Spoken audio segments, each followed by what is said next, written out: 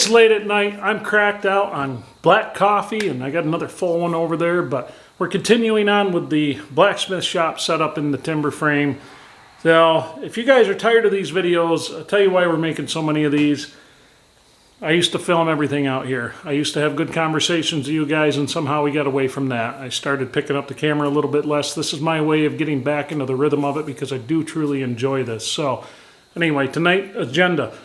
We are moving the power hacksaw into here. We're going to get it wired up, and I've got a issue with it not getting any down pressure. We got to get that figured out because I have a whole bunch of forklift tying material I have to start getting cut up. Now that's 4140 steel, which is beautiful for axes. A lot of your old monosteel axes are made out of that. A lot of your hammerheads are made out of that. So it's a great axe material, especially if it's heat treated properly. So stay tuned. I hope you enjoy it. I'll catch you on the other side of it.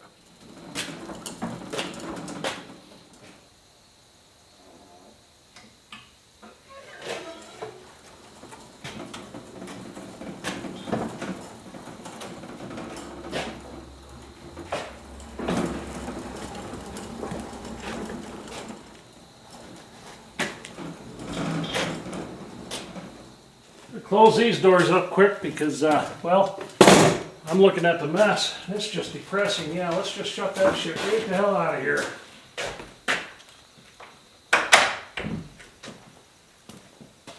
Goodbye, mess. Look at that. Ha!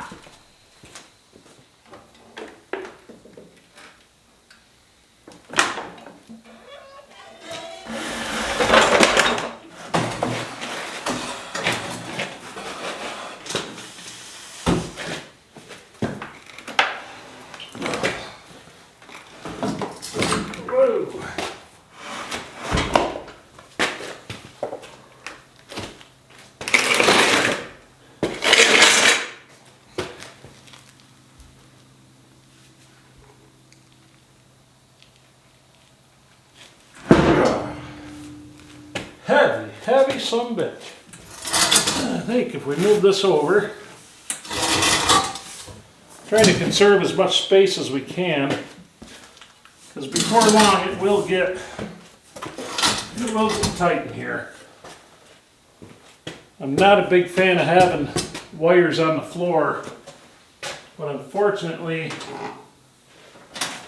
unless I drop it from the ceiling, which I could do in the future, this is kind of what it's going to be for now. Gosh, that is ugly. But we will get a better solution for that down the line in 20 years probably. Alright. So we got our little hydraulic pump in here, and I'm hoping this is the issue with the with it not working. Now these hoses are old, they leak a little bit.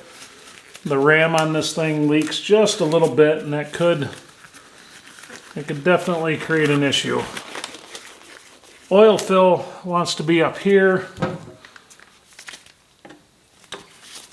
but hopefully we can make this work because this is such a powerhouse for cutting thick, heavy material.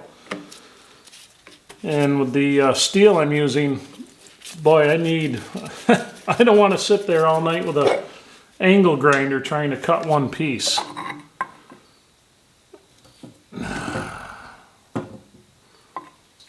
Let's see what happens here. Let's see if we can get this thing going.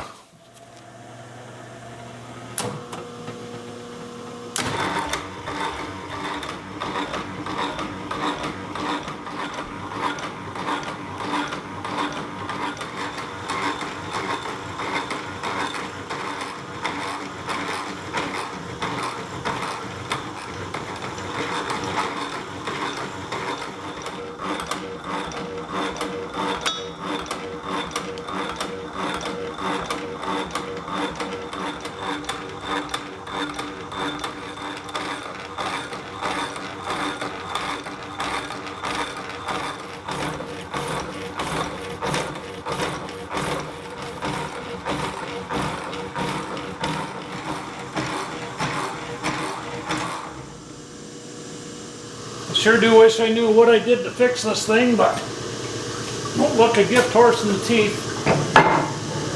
Well, we might as well cut a bunch of stock.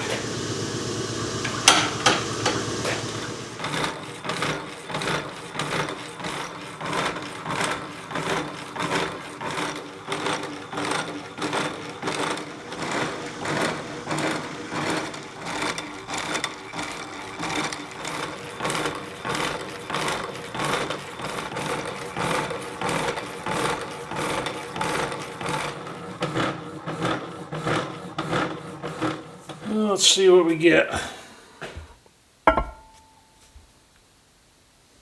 Not too bad. This is one of the finished carving axes. Oh, shit. Let's just...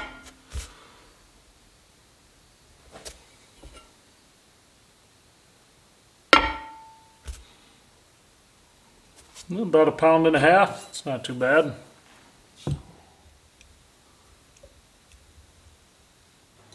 One more piece of the puzzle in place, and if you can see from the video, we are going to have to secure that to the floor because it does walk. It walked about 1 foot in the process of cutting a couple of billets out.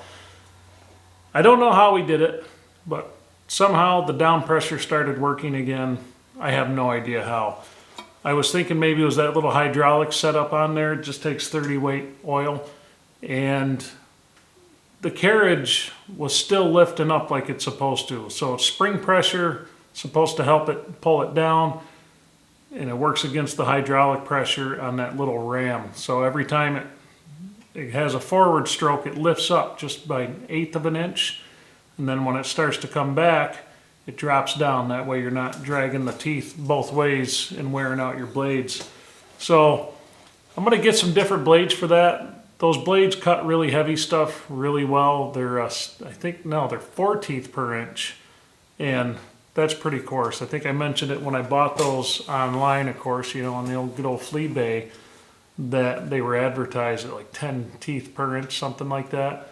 That said, I'm happy with the way they cut in that thicker stuff, but I wouldn't mind. It'd be a lot smoother. The machine wouldn't be trying to walk on a finer blade. So we're going to find some of those, but the price I got on those, I priced them out.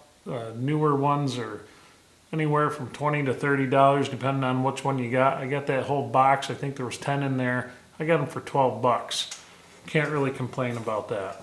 And the blades we wear out, they'll be nice for forging, making things, even maybe some layers, some layered Damascus, which I'm not really into, but they're so thick and such good steel, we may just try our hand at it eventually.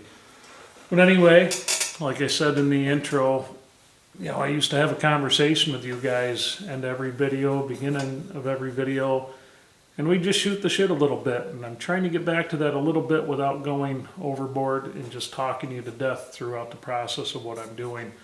It's funny, even after this many years of doing it, you're still always learning better ways of running your camera. You're learning better ways of talking to the camera.